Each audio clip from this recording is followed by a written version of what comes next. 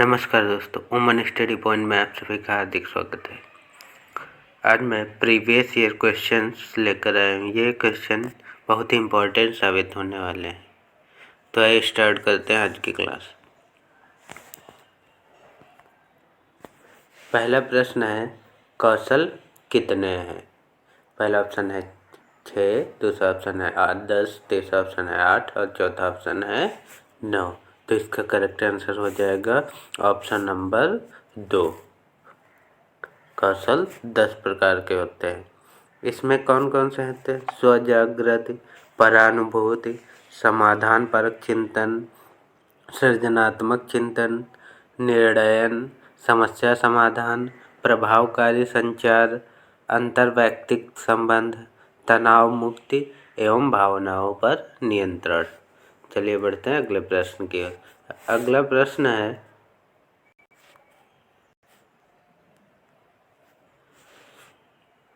निम्नलिखित में से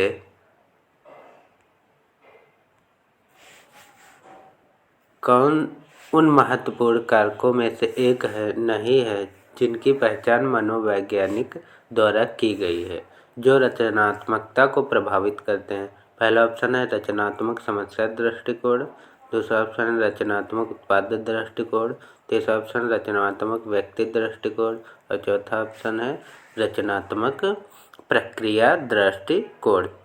तो इसका करेक्ट आंसर हो जाएगा ऑप्शन नंबर 1, रचनात्मक समस्या दृष्टिकोण।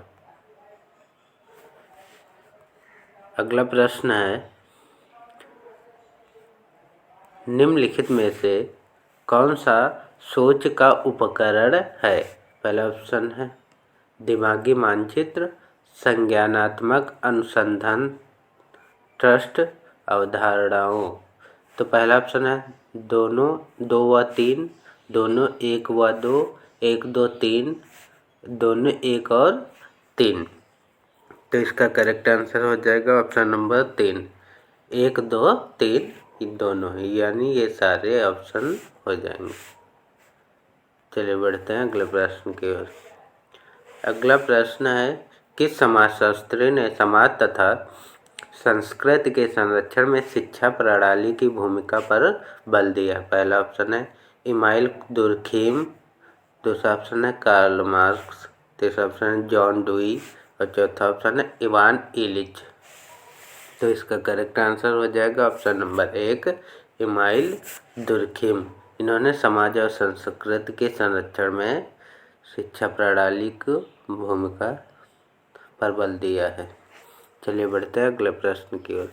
अगला प्रश्न है, निम्नलिखित में से कौन सा ज्ञान सत्य के छह सिद्धांतों का हिस्सा नहीं है? पहला है संसक्तता सिद्धांत, दूसरा है अंतर्ज्ञान सिद्धांत, तीसरा ऑप्शन है रहस्योद्घाटन सिद्धांत और चौथा ऑप्शन है स्वमताभिमानी सिद्धांत। तो इसका करेक्ट आंसर हो जाएगा ऑप्शन नंबर 4, स्वमताभिमानी सिद्धांत। स्वमताभिमान का मतलब होता है हठधर्मिता, यानी जो हठी हो, जिद्दी हो। चलिए बढ़ते हैं अगले प्रश्न की ओर। अगला प्रश्न है, किस समाजशास्त्री ने धर्म को पवित्र चीज़ों से संबंधित मान्यताओं तथा परंपराओं की एकीकृत प्रणाली के रूप में परिभाषित किया है? पहला ऑप्शन है मैकाइबर तथा पेज, दूसरा ऑप्शन है टेलकॉट पार्सन्स, तीसरा ऑप्शन है एमाइल दुर्खीम और चौथा ऑप्शन है कार्ल मार्क्स। तो इसका करेक्ट आंसर हो जाएगा option number 3, amyl Durkheim. Amyl Durkheim ने कहा है कि धर्म ऐसे पवित्र विषयों वाले विश्वासों एवं प्रथाओं की एक संयुक्त व्यवस्था है जिसमें विश्वास एवं प्रथाएं जो चर्च जैसे एक नैतिक समुदाय में सामान्यतः सन्निहित होती हैं, जो व्यक्ति इससे संबद्ध होते हैं। चलिए बढ़ते हैं अगले प्रश्न की ओर। अगला प्रश्न है, शिक्षा का उद्देश्य होना चाहिए? पहला ऑप्शन है विद्यार्थियों में व्यावसायिक कुशलता का विकास करना, दूसरा ऑप्शन है विद्यार्थियों में सामाजिक जागरूकता का विकास करना, तीसरा ऑप्शन है विद्यार्थियों को परीक्षा के लिए तैयार करना और चौथा ऑप्शन है व्यवहारिक जीवन के लिए विद्यार्थियों को तैयार करना। तो इसका करेक्ट आंसर हो जाएगा ऑप्शन नंबर 4, व्यवहारिक जीवन के लिए विद्यार्थियों को तैयार करना।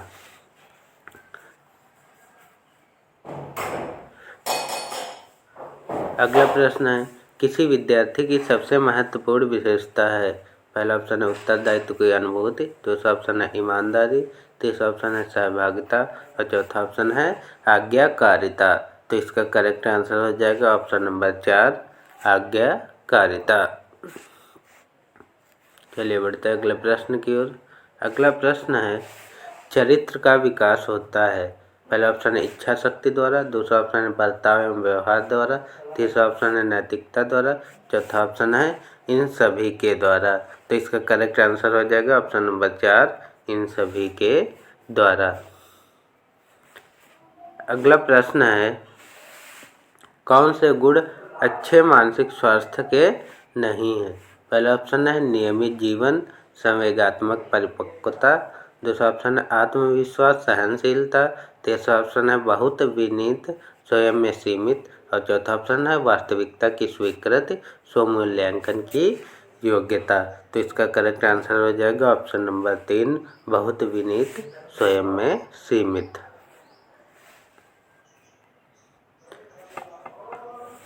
अगला प्रश्न है, मानसिक स्वास्थ्य के नियमों को खोजना और उन्हें बनाए रखना अध्ययन का केंद्र बिंदु है। यह विचार है किसका। पहला ऑप्शन है सैफर, दूसरा ऑप्शन है हैडफील्ड, तीसरा ऑप्शन है ट्रेवर और चौथा ऑप्शन है लाइडेल। तो इसका करेक्ट आंसर हो जाएगा ऑप्शन नंबर 3, ड्राइवर। ये ऑप्शन कथन ड्राइवर का है।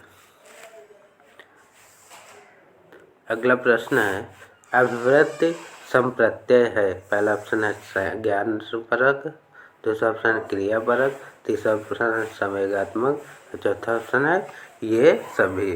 तो इसका करेक्ट आंसर हो जाएगा ऑप्शन नंबर 4। जो अभिवृत्ति है संज्ञान परक भी है, क्रियापरक भी है और संवेगात्मक भी है।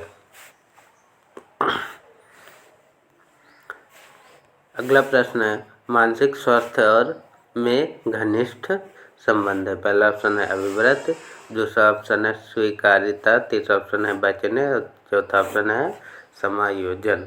तो इसका करेक्ट आंसर हो जाएगा ऑप्शन नंबर 4, समायोजन। मानसिक स्वास्थ्य और समायोजन में घनिष्ठ संबंध है। अगला प्रश्न है, सीखने का सर्वाधिक उपयुक्त अर्थ है। पहला ऑप्शन है कौशल अर्जन, दूसरा ऑप्शन ज्ञानार्जन, तीसरा ऑप्शन व्यवहार में परिमार्जन और चौथा ऑप्शन है व्यक्तिक समायोजन। तो इसका करेक्ट आंसर हो जाएगा ऑप्शन नंबर 3, व्यवहार में अर्जन परिमार्जन। चलिए बढ़ते हैं अगले प्रश्न की ओर। अगला प्रश्न है, गेट्स के अनुसार अनुभव द्वारा व्यवहार में परिवर्तन ही है। पहला ऑप्शन है अभिप्रेरण, दूसरा ऑप्शन है समायोजन, तीसरा ऑप्शन है सीखना और चौथा ऑप्शन है चिंतन। तो इसका करेक्ट आंसर हो जाएगा ऑप्शन नंबर 3, सीखना। अनुभव द्वारा व्यवहार में परिवर्तन ही सीखना है। चलिए बढ़ते हैं अगले प्रश्न की ओर। अगला प्रश्न है, रुचि का संबंध है। पहला ऑप्शन है योग्यता से, दूसरा ऑप्शन है अवधान, तीसरा ऑप्शन है एक व दो दोनों और चौथा ऑप्शन है इनमें से कोई नहीं। तो इसका करेक्ट आंसर हो जाएगा ऑप्शन नंबर 2, अवधान। रुचि का संबंध अवधान से है। चलिए बढ़ते हैं अगले प्रश्न की। अगला प्रश्न है, संप्रत्यय निर्माण का प्रथम सोपान है। पहला ऑप्शन है सामान्यीकरण, दूसरा ऑप्शन है विभेदीकरण, तीसरा ऑप्शन है प्रत्यक्षीकरण और चौथा ऑप्शन है पृथक्करण। तो इसका करेक्ट आंसर हो जाएगा ऑप्शन नंबर 4, पृथक्करण। पृथक्करण जो है संप्रत्यय निर्माण का पहला सोपान है। चलिए बढ़ते हैं अगले प्रश्न की ओर। अगला प्रश्न है, अवधान के आंतरिक अथवा व्यक्तिनिष्ठ निर्धारक है। पहला ऑप्शन रुचि लक्ष्य अभिवृत्ति, दूसरा ऑप्शन है उद्दीपक वस्तु प्रवृत्ति, तीसरा ऑप्शन प्रकाश ध्वनि गंध और चौथा ऑप्शन है पुरस्कार दंड प्रोत्साहन। तो इसका करेक्ट आंसर हो जाएगा ऑप्शन नंबर 1, रुचि लक्ष्य अभिवृत्ति। चलिए बढ़ते हैं अगले प्रश्न की ओर। अगला प्रश्न है, ध्यान आकर्षित होने में स्पेस की मुख्य भूमिका होती है। पहला ऑप्शन है उद्दीपन की तीव्रता, दूसरा ऑप्शन है उद्दीपन की उपादेयता, तीसरा ऑप्शन है उद्दीपन की विश्वसनीयता और चौथा ऑप्शन है उद्दीपन की सक्रियता। तो इसका करेक्ट आंसर हो जाएगा ऑप्शन नंबर 1 उद्दीपन की तीव्रता। चलिए बढ़ते हैं अगले प्रश्न की ओर। अगला प्रश्न है अनुभव द्वारा व्यवहार में परिवर्तन कहलाता है। पहला ऑप्शन है स्मृति, दूसरा ऑप्शन है सीखना, तीसरा ऑप्शन प्रेरणा और चौथा ऑप्शन है चिंतन। तो इसका करेक्ट आंसर हो जाएगा ऑप्शन नंबर 2 सीखना। अनुभव द्वारा व्यवहार में परिवर्तन सीखना कहलाता है। अगला प्रश्न है ध्यान को केंद्रित करने की आंतरिक दशा। पहला ऑप्शन है अवधि, दूसरा ऑप्शन नवीनता, तीसरा ऑप्शन रुचि और चौथा ऑप्शन है आकार। तो इसका करेक्ट आंसर हो जाएगा ऑप्शन नंबर 3 रुचि। चलिए बढ़ते हैं अगले प्रश्न की ओर। अगला प्रश्न है एक परिस्थिति में अर्जित ज्ञान का दूसरी परिस्थिति में उपयोग करना कहलाता है। सीखने की विधियाँ, सीखने में स्थानांतरण, सीखने में पठार और सीखने में रुचि। तो इसका करेक्ट आंसर हो जाएगा ऑप्शन नंबर 2 सीखने में स्थानांतरण। चलिए बढ़ते हैं अगले प्रश्न की ओर। अगला प्रश्न है सीखना एक तरह के व्यवहार का पहला ऑप्शन बचाव है, दूसरा ऑप्शन विस्तार है, तीसरा ऑप्शन है संशोधन है, चौथा ऑप्शन है प्रसार है। तो इसका करेक्ट आंसर हो जाएगा ऑप्शन नंबर 3 संशोधन है। सीखना जो है एक प्रकार का संशोधन है। चलिए बढ़ते हैं अगले प्रश्न की ओर। अगला प्रश्न है शिक्षा के क्षेत्र में पाठ्यचर्या शब्दावली स्पेस की ओर संकेत करती है। पहला ऑप्शन है शिक्षण पद्धति में पढ़ाई जाने वाली विषय वस्तु, दूसरा ऑप्शन विद्यालय का संपूर्ण कार्यक्रम जिसमें विद्यार्थी प्रतिदिन अनुभव करते हैं और तीसरा ऑप्शन है मूल्यांकन प्रक्रिया और चौथा ऑप्शन है कक्षा में प्रयुक्त की जाने वाली पाठ्य सामग्री। तो इसका करेक्ट आंसर हो जाएगा ऑप्शन नंबर 2 विद्यालय का संपूर्ण कार्यक्रम जिसमें विद्यार्थी प्रतिदिन अनुभव प्राप्त करते हैं। तो कैसी लगी आज की क्लास? आज की वीडियो अच्छी लगी है तो चैनल को लाइक करें, शेयर करें, सब्सक्राइब करें। धन्यवाद।